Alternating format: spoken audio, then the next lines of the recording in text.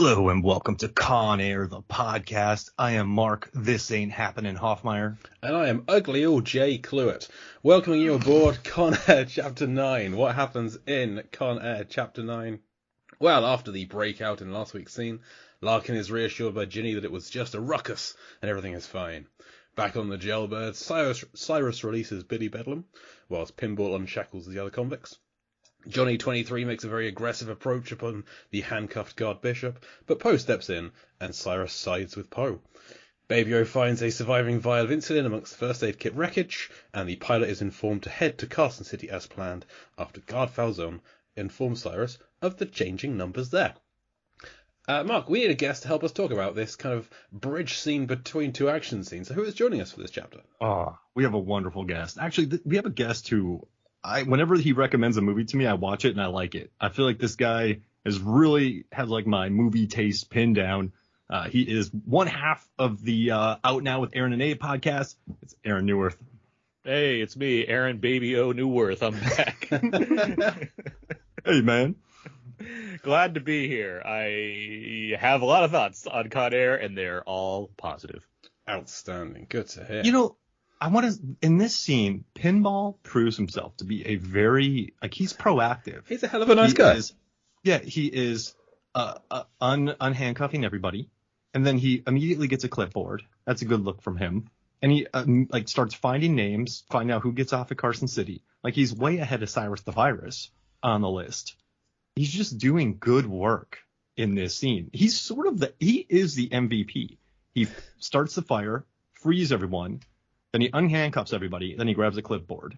Like that, that's a must hire. His downfall is the fact that he has to set the guy next to him on fire. So nobody. I mean, he didn't have to. I feel like he could have set just an empty part of the, had Warlock not been sat next to him, he could have set the empty chair on fire. Just kind of circumstance. Yeah, but there was no situation where there was going to be an empty chair next to him. He had to set somebody. It's not a full plane.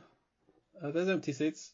I mean, he's clearly a sociopath, all right? Well, no, he's not a sociopath. He's a psychopath because he's not trying to act like he knows what he's like. He's a psychopath. Who? So I think Pinball. Yeah, he's not a sociopath. No, he's not. He's a guy that has he's an arsonist apparently. Yeah, I mean, that's all about that fire. Petty theft. He brought one match. He brought one match with him. One match. Not with him. In him. Can I just say? I mean, because we're going to talk about this scene. The scene that I wanted this scene. You wanted one particular line.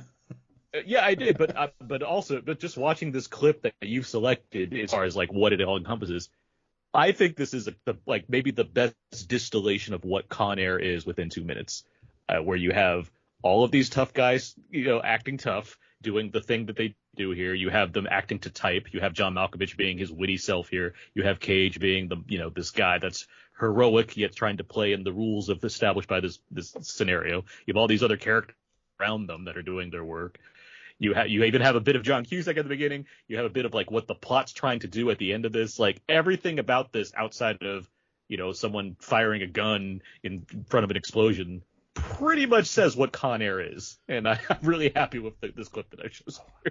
And it has John Cusack's gigantic suit walking into a room with a tie that is just like going back and forth like a pendulum that he has to grab. The word ruckus, like they use the word ruckus. I'm surprised they didn't say fracas in this scene. Is it a fracas? Is it a ruckus? Is it a brawl? Is it a scrap? Can you describe the ruckus? Yeah, that being so loquacious. I do like that we keep kind of checking in on Larkin. We get him for 15 seconds in this chapter. So it's like John Cusack's in this too, kind of thing. Because he comes in so aggressively to Ginny again at the start of last week. She was showing some concern. He was like, Ginny, shut up. There's peanuts. There's any problem we got. And now here he's back in again. He's like, just a little ruckus. He's so angry immediately with her. He's just playing. He's got to keep a check on his baby. They cut a line out from the script when he's reassured it was just a ruckus. Like, her cargo's ugly, but her condition is strong. Which I think is a terrible line. I'm glad they cut it. Because we'll get more to the specifics on this scene first, but because I just to know for my sake of it, with Con Air, which is obviously in the the middle of the Nick Cage action trilogy of the 90s. Yep. Where do you guys rank this film? Is this the top Cage one, or is this the lowest or the middle? Where does Con Air fall for you For guys? me, it goes Con Air, The Rock, Face Off. Con Air's at the top. I got Face Off, The Rock, Con Air. Yeah, I'm the same as Mark, but it's not like none of these films are great. No, they're all great films. It's clearly, I mean, we're doing a Con Air podcast, so clearly you guys enjoy this movie, splitting hairs between some of the other two. But yeah, this movie is excellent. It's total rock and roll.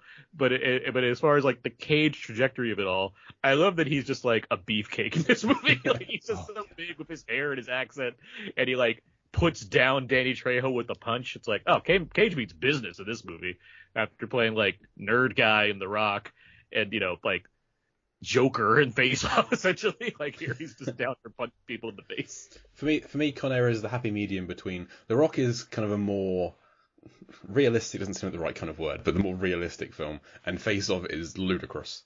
Con Air is kind of the happy middle ground between the two. Jay, I'm going to stop you right there because that's total bullshit. None of these movies make any sense. I'm not saying any of them are documentaries. There's no grounded version of them being like, we got to recruit this old prisoner to break into Alcatraz for us and go to the catacombs of the island. Just say, if I'm ranking between those three, the face-off machine is the most ridiculous element of all of them. So that one's that end of the spectrum. Do you need quarters for it? Probably, yes. I don't know. I mean, facial reconstruction surgery exists. Catacombs on the island of Alcatraz don't exist. In the universe of The Rock, they do. That to me is easier to believe than somebody saying, "Oh, don't worry about those love handles, John Travolta. You'll look like Nick Cage. It's fine. Just got to switch the faces over." To me, the thing you have to think about there is it's not the love handles take them away; it's putting them back. Yes. That's the part I like to think about. How do they put all this stuff back onto John Travolta at the end of that movie? Especially with Colm Feore not there. Like I could Did trust him doing hair it. back? Like what did they do? And like Face Off opens with a kid being shot. It's such a weird start to a big blockbuster. Anyway, that's just tragedy. John Woo beauty, undistilled John Woo doing what he wants with the power of Cage and Travolta. No, but listen, Con Air is the movie I'd want to talk about the most. Like I love The Rock. I mean, it's like, hey, here, Mark. You're saying that as a guy who was on our face-off commentary track, but go on. Talk about Con Air. People hand me 3 delicious things, and they're like, Mark, they're all delicious, but I just love the insanity of Face Off. And just Mendelsohn also talked about the action scenes during the commentary, and I think I like it more now. So I never really absorbed the action. You listen to the commentary. Because John Woo is a better director than Simon West. No offense to Simon West, but I mean it's true. Dare you? But one thing I'm sorry, I know you had an intimate one-on-one conversation with him in England recently. I tried to. What I do love, though, is this scene, it also showcases these 2 minutes. And one thing we haven't talked about is this movie has a mean side to it. And you have Ving Rhames or Diamond Dog pulling a cop going like, this is one heavy pig. And the cop is hitting his head on the bottom of the plane and bonking. Like, it's a mean shot. And he's laughing as it happens, like, oops. Was he? Yeah, it's a gnarly scene. And you have Johnny 23. You probably, listen, if I'm a thug and I get into a fight and someone says to me, like, you know who I am? And they go, ugly all day. I'm going to freeze. I'm just going to, that was really good. You won't know how to take that. So what was Johnny 23's actual rhetorical question response going to be to that? He said, do you know who I am? Or do you know what I am? Like, because he says what I am. So Johnny 23 is not a response to that. That would be who I am. I'm a proud rapist is what he was going to say. But, I just want to know where he was going with that, because I feel like he's not a bright guy. Because when Cyrus steps in and is like, can you fly, Johnny? He answers no. When clearly, rhetorical question. But he doesn't get that and he answers. So he's not a bright guy. I just want to know what his question was, what his answer was. Cameron steps in. I bet he'd probably say, I'm Johnny 23. I've done all this stuff, and I shaved my legendary facial hair, so I look even creepier now as Danny Trejo. He does look so creepy. When he just appears, We've talked about Hot Fuzz before. When he appears like the Andes from the side of the frame into God Bishop, he's just it's the creepiest he's ever looked in anything ever. It's a weird, yeah. Well, for one thing, he's playing a horrible rapist, but I mean, yeah, it's just weird because we associate Danny Trejo so much. But like this and like Desperado, where he's not clean shaved Desperado, but he's just so skinny. He's skinny in Desperado. That's the thing. So it's like the 90s Trejo look is very interesting to me. And yeah, clean shaven is especially like, ooh, this guy. No throwing knives too. That threw me off. I mean, he doesn't even have any eyebrows barely either. So it's like there's no hair on his face at all. I do love that punch that Nick Cage throws. I mean, he just blocks the thing, levels the guy. I don't know. I love Cage in this movie. I've been telling this for episode after episode. I just love his sort of edge to him. Like he's not. I agree with you. This is a smorgasbord of talents. Like everything's like it's hard to have like there's no worst in this movie. Like everybody's bringing their A game to this movie. He like cares so much, and he talks to Billy Bedlam like I like your Cage. He steps in, knocks out 23. Like he's just, and then in the beginning he's just an angry army ranger. He kills people. He sasses cops. Like he talks about his picture. Like he doesn't try to play this guy as a saint by any means. This is a dude who's going to kill, fight, argue, and like get home to his family. And I love it even more right now when he just levels 23 without even being scared. Just destroy. And he's so calm when Pinball's trying to unhandcuff him. You have Baby O going crazy, and you have Cameron just sitting there waiting. He's like a Steel Panther. Sure. I mean, he has no urgency like Baby O does because he has to get his insulin. No, you're right. But I just kind of like he's not just like, I'm ready to go. I'm going to get Johnny 23. He's like, I'm just going to wait. I'll be on handcuffs soon. Oh, for sure. Yeah. I mean, we had the whole the prison montage at the beginning of this movie. Him quietly waiting, not participating in the prison riot, sharing his snowball. Like he's completely in control of his situation. He's unlike Mel Gibson, he's an actual registered lethal weapon, so he has to make sure to use those guns appropriately. Who wins in a fight? Riggs, right? Or Poe? Poe probably gets the upper hand early on, and if he doesn't kill him right away, then Riggs could probably eventually outsmart him.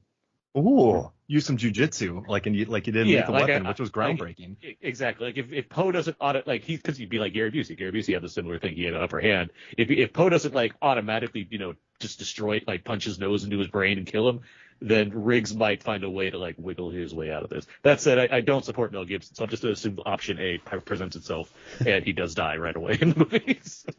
I'm Team Cage. Team Poe all the way. Yeah, Poe Hulk smashes him, probably. Just some slick ground. I was like, it's brute force versus scrappiness. So, Poe's going to land a plane on him or something. Yeah, or Danny Glover just shoots him before he gets the chance to finish him off or something. And he says, like, you just got podunked or something clever. I want to see Harrington from Predator 2 enter the fight and just clean out both of them. Sorry, who? Just Harrington, Danny Glover from Predator 2. Okay. Because that final fight's 30 minutes. And Danny Glover just keeps going. Like, I think he would win by attrition if the three of them were tossed in a cage. Well, if they're tossed in a cage, you'd have to have smoke. I mean, it's tricky. But it is a Predator. He won, so I don't know. Also, this punch led me down a weird wormhole. And I put together a list of my favorite moments where Nick Cage punches somebody. Okay. And then when he gets punched. Gets punched, I could think of a few. But let's see, what are the punches? So, like, Wicker Man, he knocks out the two women with two separate punches. Yeah, Wicker Man's a whole category. And then in Willy's Wonderland, he has a bathroom fight with Gus the Gorilla, and he just lands some punches. He throws punches in bunches, and that's beautiful. I love in Face Off when he's in the prison and he hits a guy and he's like, "Watch your effing mouth!" Like he starts selling being Castor Troy for his brother, even though he has his face. And he says it again. Yeah, I love that moment. In Kiss of Death, he punches Michael Rappaport. Little Junior Brown punches Michael Rappaport for 25 seconds. That's Scoggins. I don't punch Scoggins. He's trustworthy. And I put together something that you're going to love, Aaron. In Primal, he fights Kevin Durand. There's some really good punchers. But Nick Powell directed Primal, and he was brought over to do second unit and action for RRR. This is why I'm on this podcast, to know this. I mean, you probably knew it already, but I just wanted to drop that fact on you. I figured any RRR mention would make you happy. Well, it does, obviously.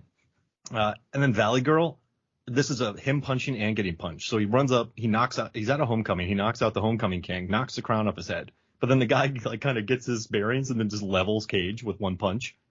Beautiful. In Mandy, he fights this like he also gets punched too, but he fights this thing called like a Cenobite. I don't even know what to call it, but the thing's like punching.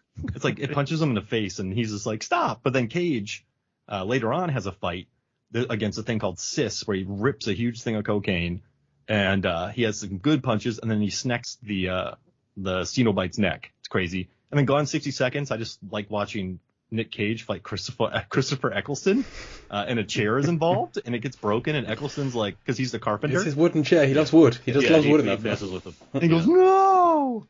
So yeah, and then he front kicks front kicks Christopher Eccleston into Oblivion. So that's wonderful. Yeah, he falls into a T2 lava pit. Oh, it's glorious. And then the best moments of him getting punches, Holly Hunter in Raising Arizona. That's my number one. Yep. Oh, easily. Yeah. And then I will Pig. mention, if he takes some hits, and his face is messed up from the Chef Fight Club that they have. But they're Spider-Man Into the Spider-Verse as Spider-Man Noir. He gets some punches in and says like some punches while he's doing it. Oh man, that's good. I'll add that to the list. And I want to let everyone know who's listening. I've currently watched 82 Nick Cage movies, and I only have 17 left on my quest to get data on his sleeveless shirt roles. So it's coming. Great. Yeah. People are like, Mark, you watched all of Nick Cage's movies to just get data on his sleeveless shirts, leather jackets, Henleys, and suits? Like, yeah, of course I did. So I have a deep knowledge of Nick Cage punches. So I just want to get that out there and let everyone know to expect that coming soon, that data. So why is Pinball kneeling on Baby O's medication? Could he not move it out of the way first? He just says it's in the way. This is the worst thing Pinball's done. And he set a guy on fire last week. Handcuffing people is terrible. Like unhandcuffing people. It's not a fun thing. So you got to be in a spot right in front of them. Like you can't lean over right, and so unhandcuff somebody. Take 3 seconds to move the medication out of the way that could save this guy's life that you're unhandcuffing. I guess you could say, listen, man, I'm diabetic and you're standing on my thing. But Baby O was just kind of rucking around. Well, let's be clear. It's not like it's not like you're on a fancy American Airlines plane in first class where you can make these simple requests. There's a lot of, it's a loud plane for one thing. There's also bodies being dragged across the floor. There's a bunch of criminals saying things back and forth. You're just trying to not stare at Nick Cage's glorious hair. I mean, there's a lot of distractions going on right next to Baby O. Is your shoulders oiled? Rachel DeConn's being threatened by a rapist. It's like I can't just be Dave Chappelle, a man who constantly comments and mocks the things going on around him, and be like, oh yeah, let me also pay attention to whatever's going on with this guy in front of me right this second. Fair enough. That's a great point. When you're thinking about quips, you're not thinking about insulin. Yeah. Also, they're hardened criminals. He genuinely doesn't care. Maybe Pinball knows what Baby O actually did. Yeah. Oh yeah. What did Baby O do? Do we know what his crime is? It's not been confirmed. We've come up with our own... I mean, he's part of the nice guy crew of Cage, so I mean, it can't be something like. Well, you say that, but when we're introduced to the plane, Skip Devers says like this is for this new Supermax prison is for the worst of the worst, and then he cut to Baby O. So they say worst of the worst, cut straight to him. So it's always implying. I mean, I hear what you're saying. I get the implication, but isn't he being like transferred somewhere? Yeah, for some on other... the bus going for that. But they never explain what Baby O did. Our personal theory is that he was trying to break into a pharmacy to steal some insulin because he couldn't afford it because of the terrible healthcare system in America. But he did it wrong and he ended up tunneling under the police station or something. He ended up caused a sinkhole. Tunneling under some kind of arena event, which ended up causing a sinkhole and caving in the quinceañera of the police detective's 15-year-old daughter, killing her and the whole family. But he survived because he was having an affair with a mistress. It all came out in the papers. Anyway, this police chief then made up a vendetta against Baby O and is going to be in prison for the rest of his life because of this. So, well, this makes all sense. Okay, he's got to be a wrong place, a wrong time, wrong place kind of thing, just to keep him as a hero. So most of this first crew, we have a good idea of what they're in for. Do we know much about the next crew that comes in when they stop? We know Cindino and we know Garland Green. That's about. We know Garland Green for sure, and yes. And Cindino's Viking Blade. We never hear about. Yeah. We don't know what Swamp Thing did. We besides, don't, but it's clue something. our mission on the show is whenever a criminal gets taken out, we will provide a backstory for them. Got it. So That's good to know. that's our plan. So we've already future covered the episodes. Nazi muffin. We have, Carls and Benson have already been covered. They passed away last week. But so we hear their names again here because Pinball has his his clipboard, and I spent far too long staring at 1 minute and 56 seconds into this scene, which is the shot of the clipboard. It's a little out of focus, but I was trying to work out what all these names were because there are 5 names on it that we do not know. For one thing, this could have been a huge clue for these prisoners. There are 17, or there should be 17 names on that clipboard. There are only 16 names on there. Maybe So- it goes to page 2. They didn't because there's a space on there. There's another. Maybe he has a really long name.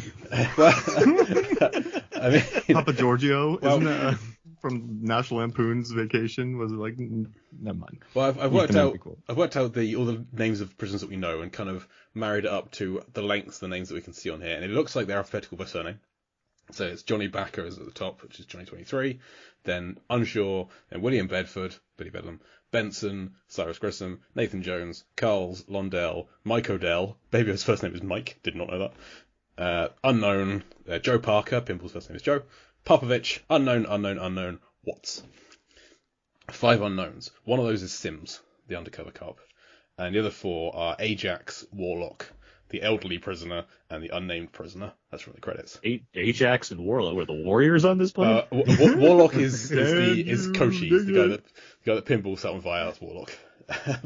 But the one name that's missing from that is Mr. Cameron Poe, who none of these names fit the length or anything of Cameron Poe that I can see. So I think he's not on that list because he's being released. Yeah, that makes So sense. if Pinball were paying attention to the list in front of him, this might have been a clue as to what happens later in the film that could have been prevented.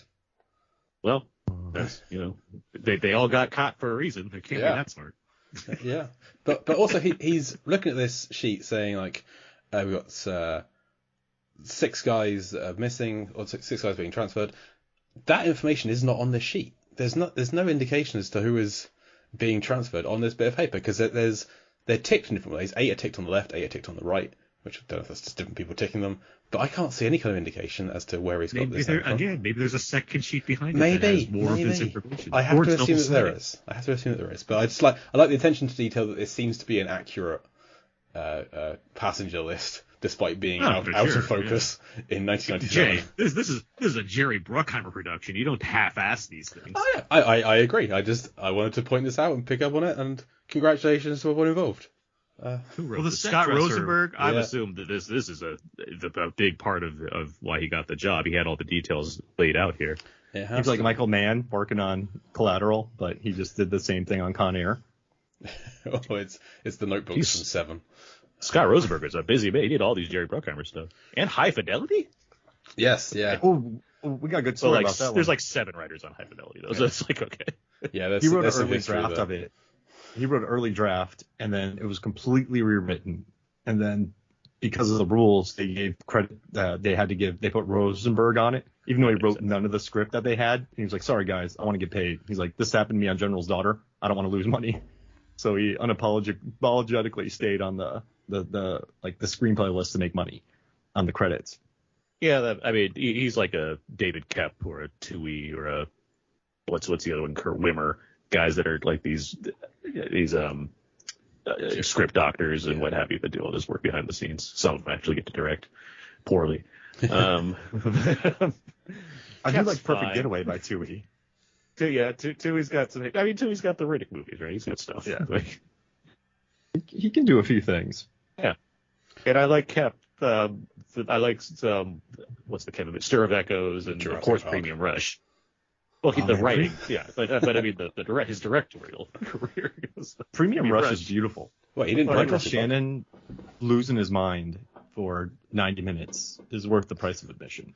I saw Premium that Rush. at the Cinerama Dome at ArcLight, so like the full-on Cinerama Dome experience, which was wonderful to see it that way. Of all movies. That's one of those films where I really hate the protagonist. Just like as a cyclist, Joseph Gordon-Levitt gives us such a bad name. There's somebody who like weaves through traffic and doesn't have any brakes or gears. I just despise him so much. No, you can't have brakes or gears. That's for chumps. That's when it comes to for New York. cyclists. They don't know it's not wall to wall buildings and skyscrapers out in your cloudy England, Jay. You got to deal with the traffic. I'd take some clouds right now. We've got a heat wave going on at the moment. It's unbearable. Give me those clouds. I want to say Cyrus the Virus annoyed me again in this clip, because he's already been like, I killed more people than cancer. It's like, yeah, Cyrus. But in this one, he's like, my last psych eval. And he's like, yeah. Like, he's like, that's what they said in my last, like, have you lost your mind?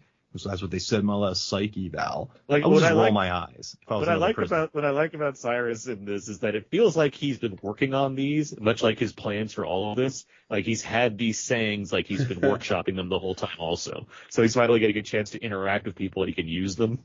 Just waiting for the opportunity to someone to mention certain things. It's like, I can use that clip that I was thinking of earlier. Yeah, we get his second death threat ultimatum here in the space of 2 weeks. Like last week, he was saying to the pilot, like, the next, if you don't press the alarm, or the next things you'll see will be the flies buzzing over your rotting corpse. And then this week, exactly. It's, can you fly? If your dick jumps out of your pants, you jump out of this plane. And there are more to come in the film. Yeah, exactly. So that's clear. That all feels workshopped to yes, me. It feels absolutely. Like in the midst of planning his lunchbox bomb in the middle of his cipher in a Bible or whatever the hell, he's also like workshopping quips, like drawing lines to, like, I don't know if you guys are watching the rehearsal with Nathan Fielder, but he's like has this very worked out where he has like word boxes that have arrows branching off to different ways the conversation could turn. So it's like out of line, and he has to I have to threaten somebody with being out of the plane. What's the other ways that this could go? Well, if he's a rapist, I could say something like this.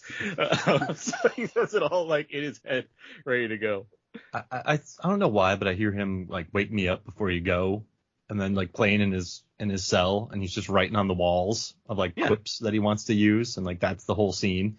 Mm-hmm. This is clearly what I think Malkovich is like in real life too. That's why I think it really fits him like a glove, to just be this guy that's ready to say whatever he's thought of ahead of time, to act of self-importance and ahead of the other guy. It's really interesting that you said that, because I remember being at a restaurant once, and the waiter was great, service was great, got a great tip, but everything we said, the waiter had a response to it, like a witty response, and you were just I was kind of like, oh, come on, man, like this isn't real. Maybe I was like, maybe I'm just so cynical. Like, didn't perfectly great thing, but like everything we said had to be a quip back. Yeah. And so I feel like John Malkovich is kind of this guy. So if I was Billy Bedlam in here, I'd be like, listen, he's in charge. I'm not going to mess with him, but his quip, like, I was just like, yeah, that'd be, you know what, Aaron? I want like a clip where Billy or Diamond Dog, they nudge each other. Like, he's been working on this in himself for like 6 years. I mean, I think Ving Rhames gives a number of those looks throughout the movie. Very aware. This guy. I got it. Like that whole scene when Cage is challenging him at the boneyard later on or whatever, and he's talking to him about, how are you there supporting this guy when you're a black nationalist and all that, and he's like, well, my day will come. Like, he knows he's just biding his time and listening to this guy's bullshit. Yeah, he even said that when he was interviewed for this. He goes like, he doesn't like Cyrus at all, but he realizes he's like a good means to an end.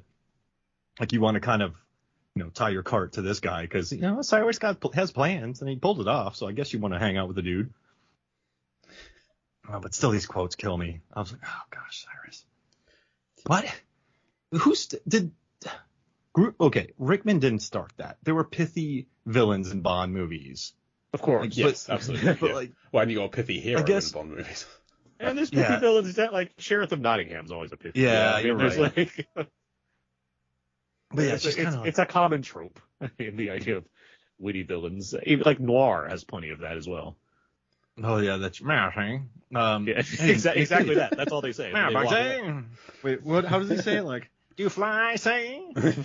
You take your peanuts out your pants and throw you out the plane. That's the Penguin, isn't it? I think a bunch of idiots dancing to band that got killed. Malkovich just starts eating a raw fish in front of everybody during this scene. Spitting up. He's about biting noses. Now he's the Penguin. Now I like this evolution. Con Air meets Batman. I'd love that if like Batman was as a prisoner stuck being on an transported, and all the prisoners were his villains. I gotta be here to monitor Killer Croc on the trip across the nation. Whoa. I didn't know that Clayface and Harley Quinn and Poison Ivy were going to be here too. Oh, Condiment Man's just coughed up a bit of vial of lighter fluid. Calendar Man keeps asking the pilot for the date. July 14th, we know. It's a 4-hour flight, man. That's not blood, it's ketchup. Oh, this would be great. Killer Croc is like in a little tank. Were there any flying Batman villains? Yes, Firefly, They're tied to the Man-Bat, plane. Man-Bat. Because they couldn't be Johnny 23 because he can't fly. What are they flying? Those are two of them. There's a couple more that I can't think of right now. Mm-mm. But yes, there are a few. But Could it be Keaton Batman? Just Keaton playing Batman, playing Yeah. Bruce Wayne? could on this a plane? hypothetical scenario be Keaton? No, I'm we're not sure, allowing yes. it. It's like, yes, we can have. We could do whatever you want, Mark. This is all imagination. Fair enough. I feel empowered now. Thank you, guys. The power of dreams. To take it back a little bit more to this clip, I did choose this for a very specific reason. You asked for the ugly all day clip, was your specific Yeah, request. so, yes, because I really like that exchange. But not only do I like that exchange, my mom was a huge fan of Con Air. She liked Nick Cage in general. She was a big Nick Cage fan, but she loved Con Air. She liked Malcolm. She liked all the people in it. That's what helped as well. She liked Buscemi. She liked Ving Rhames. She liked John Malkovich. It's all great it's people. Yeah. It's a huge cast of just people you like seeing on screen. But she constantly would quote that Danny Trejo Nicolas Cage exchange. You know what I am, ugly all day. It's Must have been crushing for really yourself, sticks with it. Not to me specifically, but it was it is a movie that we both really liked watching together. I toyed with watching this again for this podcast, and I had just watched it not too long ago, which it amounts to the staying power of Con Air. As far as like, do I need to watch this clip or can I watch the whole thing? I don't mind. Like, it's not a problem. But yeah, I do. I mean, there's so many good parts in this movie, but that kind of rat-a-tat dialogue, that's what makes this movie special, where you have all these character actors that don't need to be in something like this. Cusack certainly doesn't need to be in something like this, but they've chosen to anyway. And they don't have that. No one's in here being like too glib about a movie like this. Everyone's like giving the performance that they need to give for this movie, which is utterly ridiculous. And it's super fun because of it. There is action in this movie, as we've pointed out. And yes, it's not as good as Face Off's action or even Michael Bay's action, but it's only a means to an end. Like, it's cool to see a bunch of them walking away from the explosion while it's blowing up behind them and everything. It's cool to see the boneyard fight and with the cars and them, taking down the police and all that whole big thing. But it is these like juicy exchanges between Cage and Malkovich and Ving Rhames and Buscemi that just really like send this movie home, as far as like, this is just a lot of fun just watching all these people being tough together. You know what's crazy? The juicy exchanges that you just brought up. That's what I think about when I think about this movie, though. I always forget the fire truck chase. I never think about the boneyard action scene. I think about the origami, the Me too. like like I admire your Cage. Just I admire more the moments, and I rarely ever think about the action scenes in this movie. Like the boneyard action scene, I wouldn't say is excellent. I don't know if is the action in this movie really good, or is it just really great actors selling every second of it? I'm not knocking Con Air, but I definitely just think about the juicy dialogue, not the action. I don't think the action's bad. I'll put it that way. Like, yeah. I don't think it's bad action. It's just, when you're comparing like, a fight between hard-boiled. But if you're thinking of like just the opening of Face Off alone, or the cave shootout with like McGinley and Cage and Connery, like there's just, those are things that I could pick up. I could pick apart those scenes based off of what's going on visually for me. Where the Con Air stuff, it's more like that boneyard. But I think of more of like the parameters setting it up, like Malkovich laying down the plot of what that's supposed to be, and being like, here's us, and the guy's like, what's that? That's a rock. Like, it's not that stuff sticks out to me more than the actual fight scene that happens within it. Yeah, there's a lot of films with explosions and people running away from them, but there's not as many films with Steve Buscemi talking about Lynyrd Skynyrd on a plane. Exactly. Like the fallout of it, where they're all celebrating the fact that they just murdered a bunch of police officers dancing to Sweet Home Alabama. Like, that stuff that's fun. Well, and like during the action sequence, we keep cutting away to this like creepy as hell conversation between Garland Green and a little girl in a swimming pool. Like that's more memorable to me. Yeah. And I do like the crouching fight Yes, that takes hell yes. place inside the plane, like cargo area, because I don't think I've ever seen a crouch fight before. Like Aliens had people running through ducts, like Underworld at Kate Beckinsale, but that's like tighter spaces. This is kind of more open, but they're both hunched over. And I think Cage still manages to throw one of his patented kicks in there. So it's and he throws a wonderful kick in Face Off, by the way. I just want to let everyone know that. But yeah, I do love the crouching fight scene. That's actually my favorite action scene in this movie. But yeah, that rock bit is just solid gold. Even that scene, though, is still punctuated by Bunny back in the box. Like, I think more about that than the actual fights. Yeah. Yeah, they hammer that line home 3 times in the space of a minute. Yeah. He just goes after a serial killer. Poe doesn't care. We haven't really talked about Billy Bedlam that much. I really love his casting. Nick Chillen hasn't been he's not as notable an actor, I would say, than the rest of the cast, but I love the growl to his voice and the squint to his, like, he's got just the look and the sound of him is so perfect for this role. It's just like, are you gonna play nice? Like, probably not. Just he's this real like growl to it. He never says anything clearly. The law's down there. Like, he just growls everything. It's great. Oh, I love when he's... No, you're right. There's no irony to it. It's just gravelly voiced, earnestly spoken. Yeah, maniac. And I like that he doesn't try to... Like, so he's a serial killer that snapped. But he's not playing the, like, look at me, I'm a serial killer. You know, he's not... He kind of plays against that sort of type, doesn't he? I mean, he's a straight up murderer, horrible guy, but he's not... Oh, he's not the hero. Definitely. If you saw his character, you would kind of be like, I don't think this guy's a serial killer. This guy probably robbed a gas station. So I kind of like the way he plays it. It's kind of a different type for a killer. Maybe I'm wrong, but that's the vibe I get. And something else they changed from the script is when Cyrus is gonna let him out, like, you're gonna play nice. He replies like, "Oh, you guys are my heroes. I'll do whatever you say," kind of thing. Like that to me has such a boyish energy to him that I can still see part of that in him when he's like grinning at the end of this scene. Like, he's just happy that he wasn't part of the plan, but he's gonna go along with it and he's having fun. I like Billy Bedlam as a character. You know what's interesting? Breakdown we watched, and in that the script was quite dense, and Kurt Russell and J.T. Walsh cut a lot of their lines.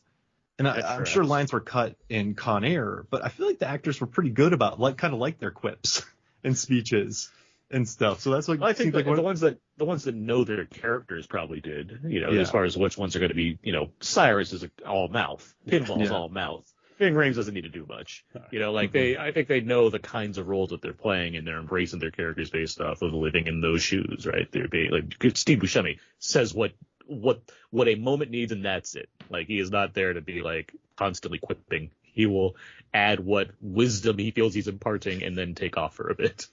So he's not like if Rob Schneider was cast, it'd be like the opposite. It would just be constant quips. Well, no, this is a good movie, so. Okay. Yeah.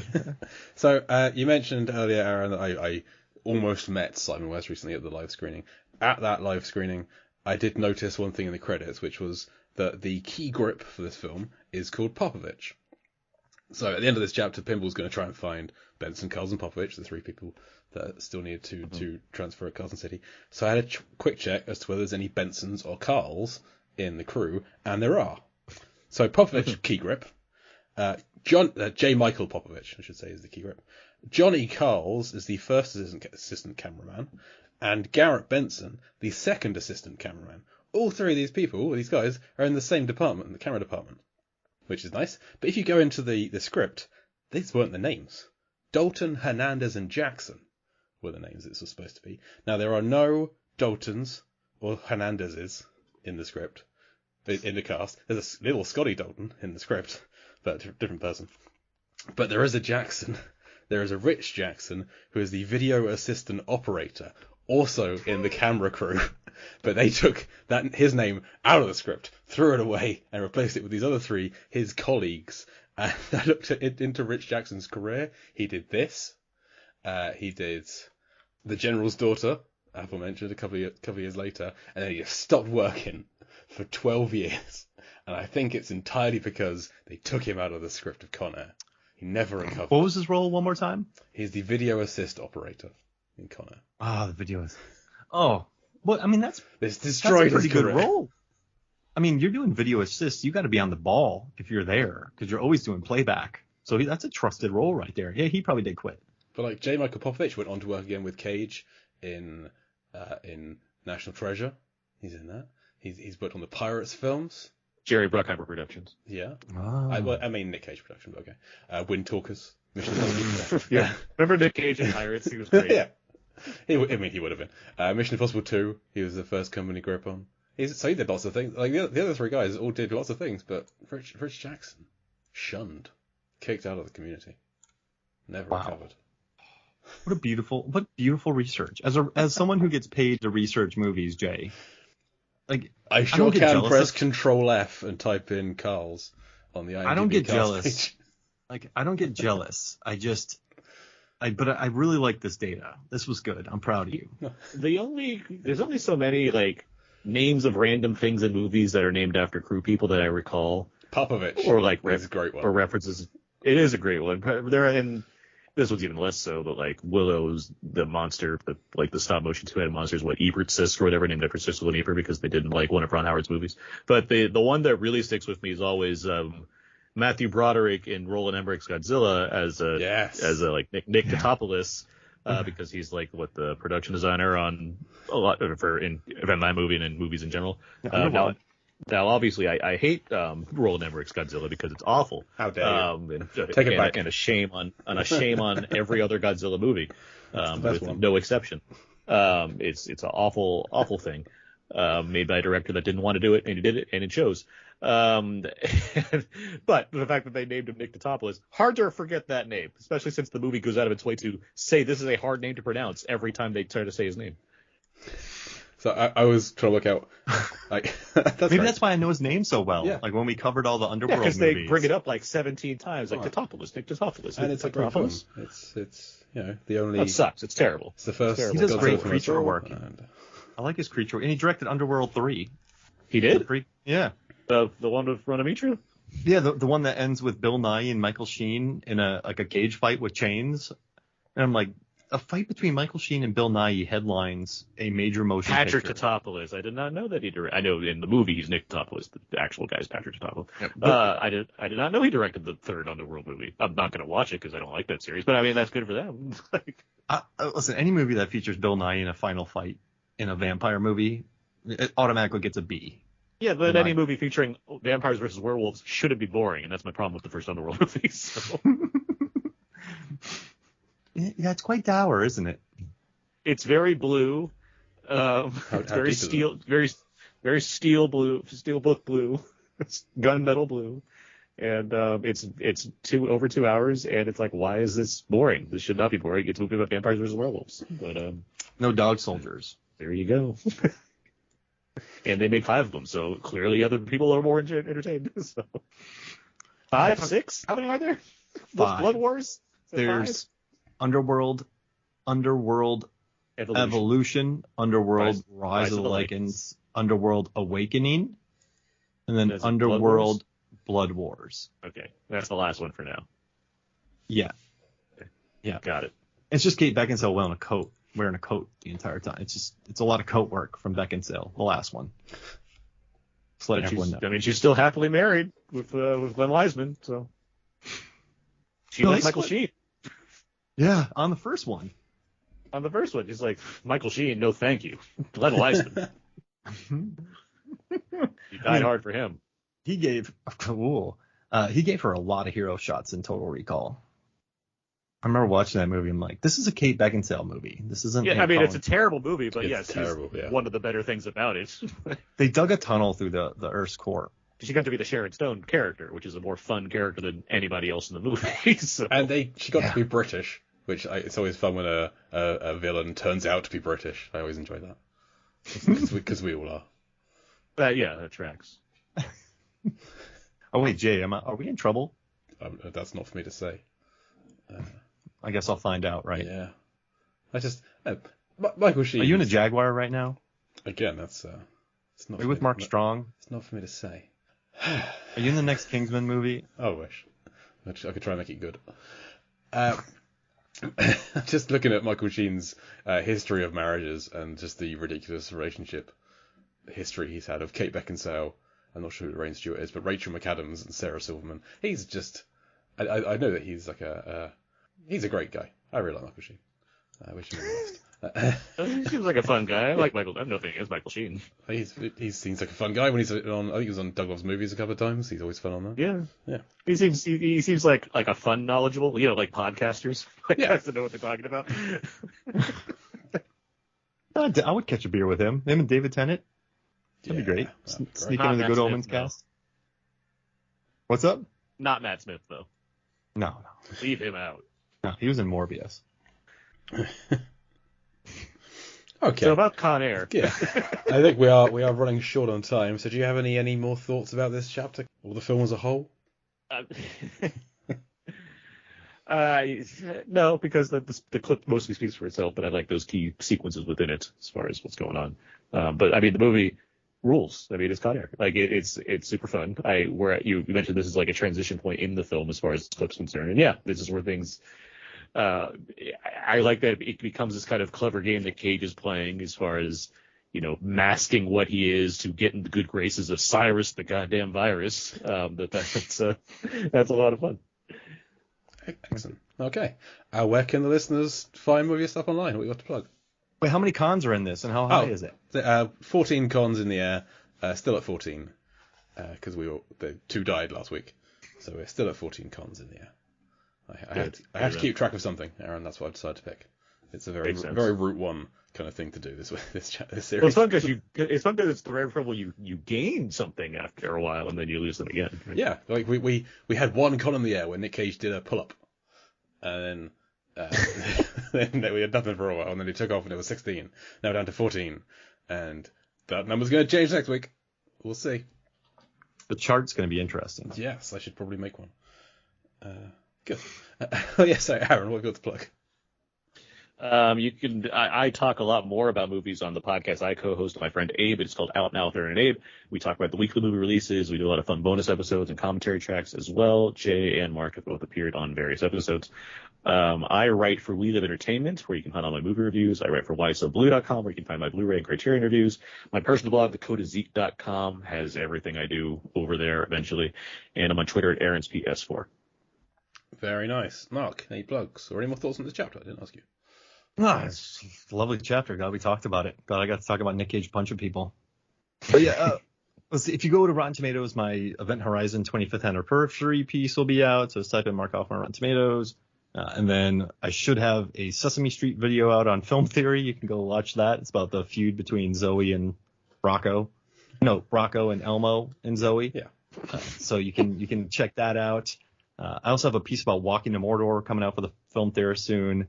And check out Movies, Films, and Flicks, Movies, Films, and FLIX. Hopefully to get Aaron and Abe on there sometime in the future. And then also, too, just go read Aaron's reviews. I have very limited free time, and I'm serious. Like, I don't have much time.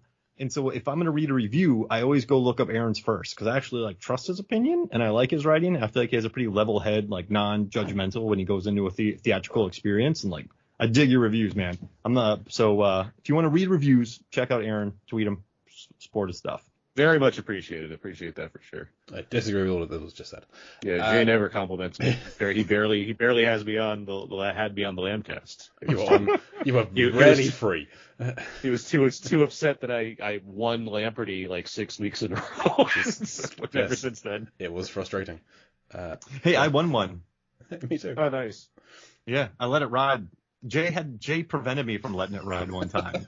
He stopped me from letting it ride. Because I knew you were going to get the question right. I was trying to give the other people a chance. you were dominating. I just kept riding.